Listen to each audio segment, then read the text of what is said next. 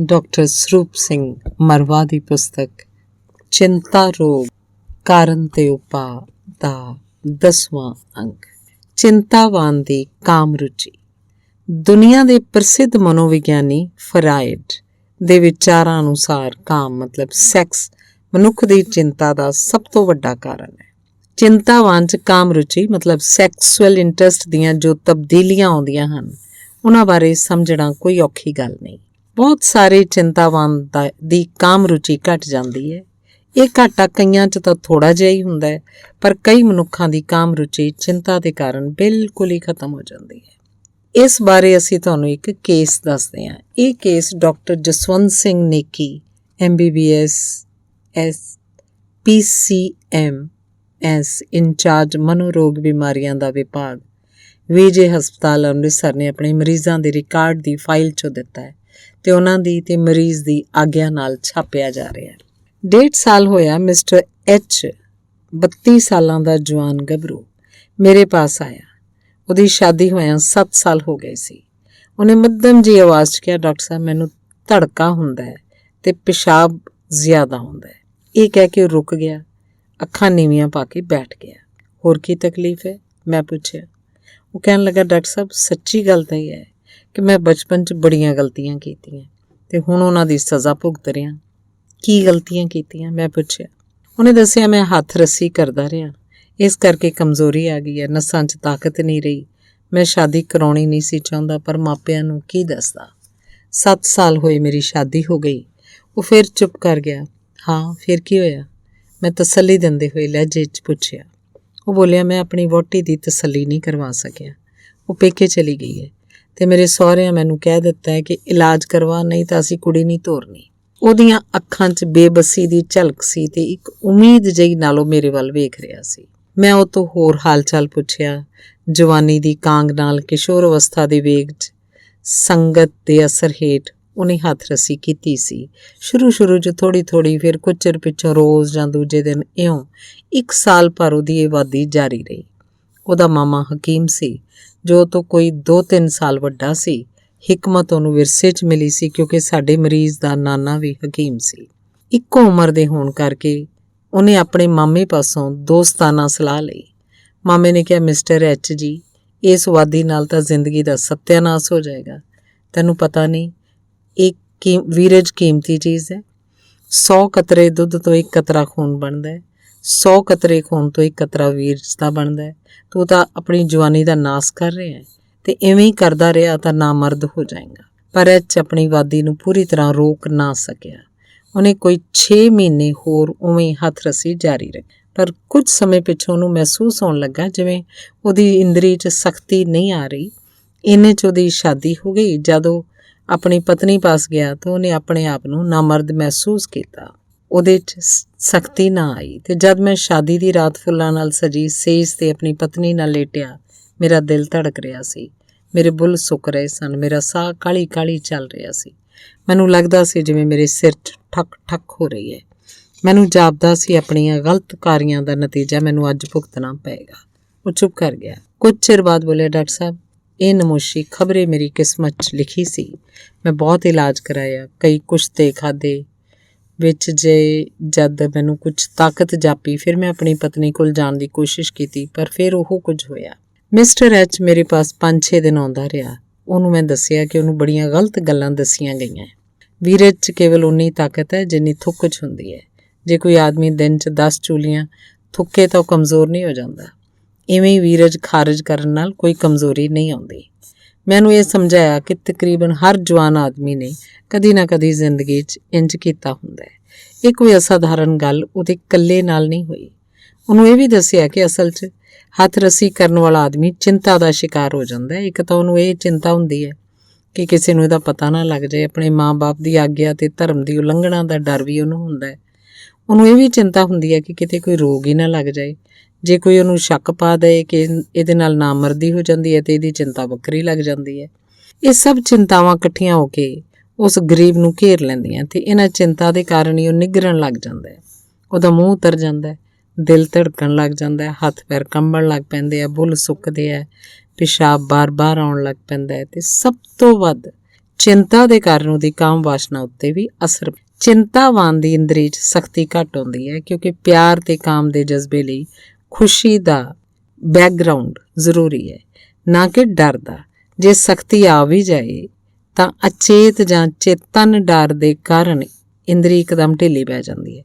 ਕਈ ਹਾਲਤਾਂ 'ਚ ਵੀਰਜ ਜਲਦੀ ਖਾਰਜ ਹੋ ਜਾਂਦਾ ਹੈ। ਇਹਨਾਂ ਸਭ ਗੱਲਾਂ ਦਾ ਕਾਰਨ ਚਿੰਤਾ ਹੀ ਹੈ ਤੇ ਭੁੱਲੜ ਮਰੀਜ਼ ਸਮਝਦਾ ਹੈ ਕਿ ਉਹਨੂੰ ਨਾਮਰਦੀ ਹੋ ਗਈ। ਇਵੇਂ ਉਹਨੂੰ ਹਰਕਤਾਂ ਦਾ ਗਿਆਨ ਕਰਵਾ ਕੇ ਉਹਦੇ ਅੰਦਰ ਸਵੈ ਭਰੋਸਾ ਮੁੜ ਜਗਾਉਣ ਦਾ ਯਤਨ ਕੀਤਾ ਗਿਆ। ਉਹਨੂੰ ਸੁਪਨ ਦੋਸ਼ ਹੁੰਦਾ ਸੀ, ਉਹ ਕਮਜ਼ੋਰੀ ਦੇ ਕਾਰਨ ਸਮਝਦਾ ਸੀ। ਉਹਨੂੰ ਦੱਸਿਆ ਕਿ ਸੁਪਨ ਦੋਸ਼ ਦਾ ਮਤਲਬ ਤਾਂ ਸਗੋਂ ਇਹ ਹੈ ਕਿ ਕੁਦਰਤ ਉਹਦੇ ਅੰਦਰ ਮਰਦਮੀ ਤਾਕਤ ਪੂਰੀ ਤਰ੍ਹਾਂ ਪੈਦਾ ਕਰ ਰਹੀ ਹੈ। ਮੈਨੂੰ ਪੂਰਾ ਯਕੀਨ ਹੈ ਕਿ ਤੇਰੀ ਚਿੰਤਾ ਨੇ ਤੈਨੂੰ ਖਰਾਬ ਕੀਤਾ। ਕੁਦਰਤ ਨੇ ਤੈਨੂੰ ਪੂਰੀ ਤਾਕਤ ਦਿੱਤੀ ਹੋਈ ਹੈ, ਤੇਰੇ ਅੰਦਰ ਕੋਈ ਨੁਕਸ ਨਹੀਂ ਪਿਆ। ਥੋੜੇ ਦਿਨ ਹੋਏ ਉਹ ਮੇਰੇ ਪਾਸ ਫੇਰ ਆਇਆ।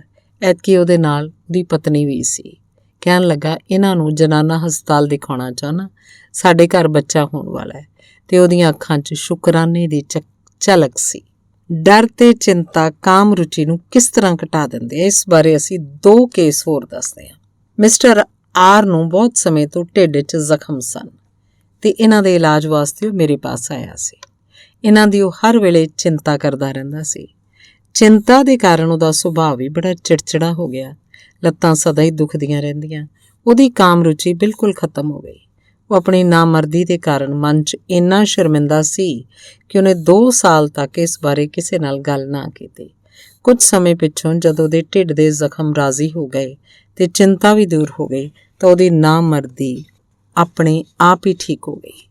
ਸ੍ਰੀ ਪੀ ਸਾਡੇ ਪਾਸ ਆਇਆ ਤੇ ਸ਼ਰਮ ਨਾਲ ਅੱਖਾਂ ਨੀਵੀਆਂ ਪਾ ਕੇ ਆਖਣ ਲੱਗਾ, ਡਾਕਟਰ ਸਾਹਿਬ, ਮੇਰੀ ਇੰਦਰੀ 'ਚ ਕਮਜ਼ੋਰੀ ਆ ਗਈ ਹੈ, ਮੈਂ ਠੀਕ ਨਹੀਂ ਆ। ਵਿਸਥਾਰ ਨਾਲ ਪੁੱਛ-ਗਿੱਛ ਕਰਨ ਤੇ ਉਸ ਆਪਣੀ ਕਹਾਣੀ ਇੰਜ ਸੁਣਾਈ।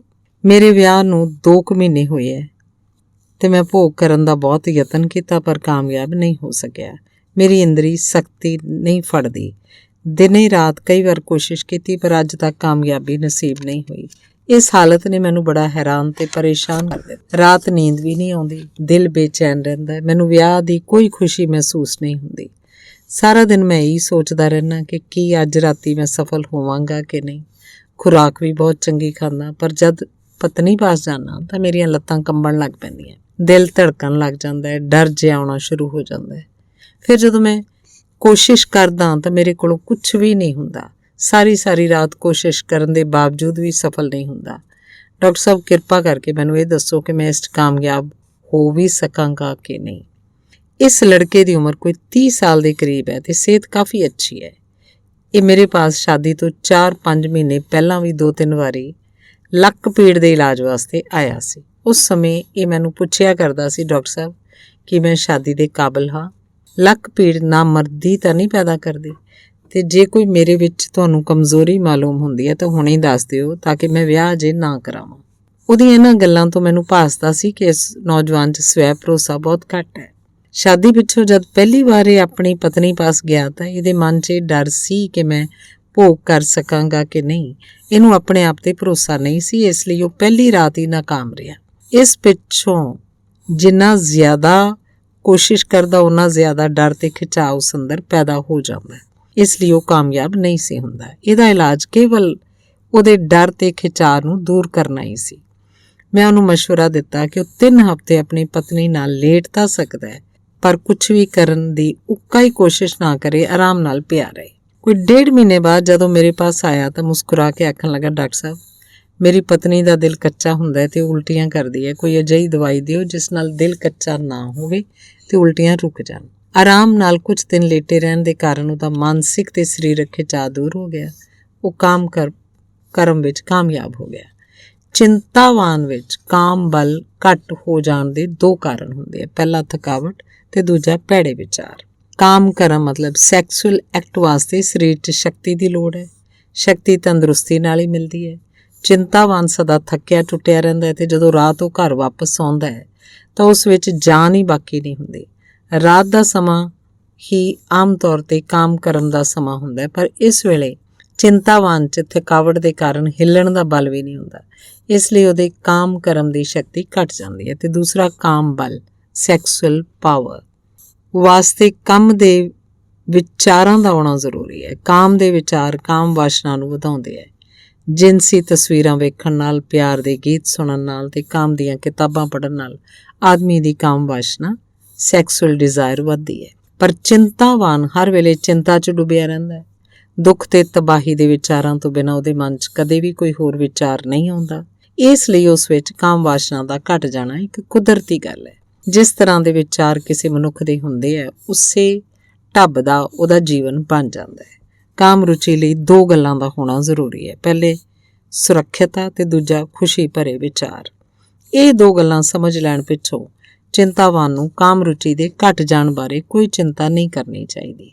ਕਾਮ ਰੁਚੀ ਦੇ ਘਟ ਜਾਣ ਦੀ ਚਿੰਤਾ ਕਾਮ ਰੁਚੀ ਨੂੰ ਹੋਰ ਵੀ ਘਟਾਉਂਦੀ ਹੈ। ਇਹਦਾ ਘਟ ਜਾਣਾ ਚਿੰਤਾ ਦਾ ਨਤੀਜਾ ਹੈ। ਇਸ ਗੱਲ ਨੂੰ ਅਸੀਂ ਇੰਜ ਵੀ ਆਖ ਸਕਦੇ ਹਾਂ ਕਿ ਕਾਮ ਰੁਚੀ ਦਾ ਘਟ ਜਾਣਾ ਉਸ ਵਾਤਾਵਰਣ ਦਾ ਕੁਦਰਤੀ ਸਿੱਟਾ ਹੈ ਜਿਸ 'ਚ ਕਿ ਚਿੰਤਾਵਾਨ ਰਹਿੰਦਾ ਹੈ। ਇਹ ਚਿੰਤਾਵਾਨ ਦੀ ਆਪਣੀ ਪੈਦਾ ਕੀਤੀ ਹੋਈ ਚੀਜ਼ ਹੈ। ਇਹਦਾ ਇਲਾਜ ਕੋਈ ਮੁਸ਼ਕਿਲ ਗੱਲ ਨਹੀਂ। ਚਿੰਤਾਵਾਨ ਨੂੰ ਕੇਵਲ ਚਿੰਤਾ ਛੱਡਣ ਦੀ ਲੋੜ ਹੈ। ਜਦੋਂ ਉਹਦਾ ਮਨ ਖੁਸ਼ੀ ਵੱਲ ਆ ਜਾਏਗਾ, ਉਹਦਾ ਕਾਮ ਬਲ ਦਾ ਘਾਟਾ ਆਪਣੇ ਆਪ ਹੀ ਪੂਰਾ ਹੋ ਜਾਏਗਾ। ਕਈ ਆਦਮੀ ਕਾਮ ਬਲ ਦਾ ਘਾਟਾ ਪੂਰਾ ਕਰਨ ਲਈ ਜ਼ੋਰ ਲਗਾਉਂਦੇ ਹੈ। ਉਸ ਵੇਲੇ ਪੈਂਦੀ ਜਦੋਂ ਮਨੁੱਖ ਦਾ ਆਤਮ ਵਿਸ਼ਵਾਸ ਖਤਮ ਹੋ ਜਾਂਦਾ ਹੈ। ਅਜਿਹਾ ਕਰਨ ਨਾਲ ਨਤੀਜਾ ਇਹ ਨਿਕਲਦਾ ਹੈ ਕਿ ਪ੍ਰਾਣ ਅੰਗਾਂ ਦੀ ਹਰਕਤ ਤੇਜ਼ ਹੋ ਜਾਂਦੀ ਹੈ, ਜਿਹਦੇ ਕਾਰਨ ਆਦਮੀ ਹੋਰ ਵੀ ਘਬਰਾ ਜਾਂਦਾ ਹੈ। ਜਿੰਨਾ ਉਹ ਜ਼ੋਰ ਲਾਉਂਦਾ ਹੈ, ਉਨਾ ਹੀ ਉਹ ਕਾਮ ਕਰਮ 'ਚ ਨਾਕਾਮ ਰਹਿੰਦਾ ਹੈ ਅਤੇ ਇਸ ਤਰ੍ਹਾਂ ਉਹਦੀ ਚਿੰਤਾ ਹੋਰ ਵੱਧ ਜਾਂਦੀ ਹੈ। ਇਸ ਲਈ ਕਾਮ ਕਰਮ ਦੀ ਸ਼ਕਤੀ ਦਾ ਘਾਟਾ ਪੂਰਾ ਕਰਨ ਲਈ ਜ਼ੋਰ ਨਹੀਂ ਲਾਉਣਾ ਚਾਹੀਦਾ। ਜਦ ਚਿੰਤਾਵਾਨ ਦਾ ਕਾਮ ਬਲ ਘਟ ਜਾਂਦਾ ਹੈ ਤਾਂ ਫਿਰ ਉਹ ਇਸ ਦੀ ਚਿੰਤਾ ਕਰਨੀ ਸ਼ੁਰੂ ਕਰ ਦਿੰਦਾ ਹੈ। ਇਸ ਚਿੰਤਾ ਨਾਲ ਉਹਦੇ ਮਨ ਤੇ ਤਨ ਦੋਹਾਂ 'ਚ ਖਿਚਾਓ ਆ ਜਾਂਦਾ ਹੈ। ਕਾਮ ਕਰਮ ਦੀ ਨਿਕਾਮੀ ਦੇ ਵਿਚਾਰ ਉਹਨੂੰ ਭੈ ਭੀਤ ਕਰ ਦਿੰਦੇ ਆ, ਜਿਸ ਨਾਲ ਉਹਦੀ ਪਰੇਸ਼ਾਨੀ ਹੋਰ ਵੀ ਵੱਧ ਜਾਂਦੀ ਹੈ ਤੇ ਉਹਦਾ ਆਤਮ ਵਿਸ਼ਵਾਸ ਹੋਰ ਵੀ ਖਤਮ ਹੋ ਜਾਂਦਾ ਹੈ। ਤੇ ਜਦੋਂ ਆਤਮ ਵਿਸ਼ਵਾਸ ਖਤਮ ਹੋ ਜਾਂਦਾ ਹੈ ਤਾਂ ਆਦਮੀ ਦੀ ਕਾਮ ਕਰਮ ਸ਼ਕਤੀ ਬਿਲਕੁਲ ਹੀ ਖਤਮ ਹੋ ਜਾਂਦੀ ਹੈ। ਭੈ ਭੀਤ ਹੋ ਕੇ ਕਾਲੀ ਕਾਲੀ ਤੇ ਖਿਚਾਓ ਵਿੱਚ ਜੇ ਕਾਮ ਕਰਮ ਕੀਤਾ ਜਾਏ ਤਾਂ ਇਸ 'ਚ ਪੂਰੀ ਸਫਲਤਾ ਨਹੀਂ ਹੁੰਦੀ। ਇਹਦੀ ਸਫਲਤਾ ਲਈ ਮਾਨਸਿਕ ਤੇ ਸਰੀਰਕ ਆਰਾਮ ਤੇ ਸ਼ਾਂਤੀ ਦੀ ਪੂਰੀ ਲੋੜ ਹੈ। ਇੱਥੇ ਇਹ ਗੱਲ ਦੱਸਣੀ ਅਯੋਗ ਨਹੀਂ ਹੋਏਗੀ ਕਿ ਕਾਮ ਮਨੁੱਖੀ ਜੀਵਨ ਲਈ ਕੋਈ ਅਤ ਜ਼ਰੂਰੀ ਚੀਜ਼ ਨਹੀਂ। ਇਸ ਨਾਲੋਂ ਹੋਰ ਕਈ ਅਜਿਹੀਆਂ ਜ਼ਰੂਰੀ ਚੀਜ਼ਾਂ ਹਨ ਜਿਨ੍ਹਾਂ ਤੋਂ ਬਿਨਾਂ ਮਨੁੱਖ ਜੀ ਨਹੀਂ ਸਕਦਾ। ਇੱਕ ਆਦਮੀ ਵਿਸ਼ਾ ਕੀਤੇ ਬਿਨਾਂ ਸਾਰੀ ਉਮਰ ਜੀ ਸਕਦਾ ਹੈ, ਪਰ ਉਹ ਭੁੱਖਾ ਤੇ ਪਿਆਸਾ ਬਹੁਤੇ ਸਮੇਂ ਤੱਕ ਜੀ ਨਹੀਂ ਸਕਦਾ। ਇਹ ਤੋਂ ਸਿੱਧ ਹੁੰਦਾ ਹੈ ਕਿ ਕਾਮ ਨਾਲੋਂ ਭੁੱਖ ਪਿਆਸ ਜ਼ਰੂਰੀ ਤੇ ਜ਼ੋਰ ਵਾਲੀ ਚੀਜ਼ ਹੈ। ਬਾਝ ਪਿਆਰਿਆਂ ਜੀਵੀਏ, ਬਿਨ ਖਾਧਿਆਂ ਮਰੀਏ। ਚਿੰਤਾ 'ਚ ਗ੍ਰਸੇ ਮਨੁੱਖ ਦੀ ਕਾਮ ਰੁਚੀ ਦਾ ਘਟ ਜਾਣਾ ਕੋਈ ਅਸਾਧਾਰਨ ਗੱਲ ਨਹੀਂ। ਇਹ ਤਾਂ ਕੇਵਲ ਚਿੰਤਾ ਤੋਂ ਪੈਦਾ ਹੋਣ ਵਾਲੇ ਚਿੰਨ੍ਹਾਂ ਦਾ ਇੱਕ ਸਧਾਰਨ ਚਿੰਨ੍ਹ ਹੈ, ਕੋਈ ਕਾਮਕ ਜਾਂ ਇੰਦਰੀ ਦਾ ਰੋਗ ਨਹੀਂ। ਇਸ ਗੱਲ ਨੂੰ ਸਮਝਣਾ ਬਹੁਤ ਜ਼ਰੂਰੀ ਹੈ। ਕਾਂਡ 10 ਦੀਆਂ ਯਾਦ ਰੱਖਣ ਵਾਲੀਆਂ ਗੱਲਾਂ। ਪਹਿਲਾ, ਚਿੰਤਾਵਾਨ ਦੀ ਕਾਮ ਰੁਚੀ ਤੇ ਕਾਮ ਬਲ ਦੇ ਘਟ ਜਾਣ ਦਾ ਕਾਰਨ ਉਹਦੀ ਚਿੰਤਾ ਹੈ। ਕਾਮ ਕਰਮ ਦੀ ਸਫਲਤਾ ਲਈ 2 ਗੱਲਾਂ ਜ਼ਰੂਰੀ ਹੈ। ਪਹਿਲੀ ਸੁਰੱਖਿਅਤਾ, ਦੂਜੀ ਖੁਸ਼ੀ ਭਰੇ ਵਿਚਾਰ। ਜ਼ੋਰ ਲਗਾਉਣ ਨਾਲ ਕਾਮ ਕਰਮ ਦੀ ਸ਼ਕਤੀ ਵਧੇਰੇ ਘਟ ਜਾਂਦੀ ਹੈ। ਚੌਥਾ, ਕਾਮ ਬਲ ਦੇ ਘਟ ਜਾਣ ਦੀ ਚਿੰਤਾ ਕਾਮ ਬਲ ਨੂੰ ਵਧੇਰੇ ਘਟਾਉਂਦੀ ਹੈ।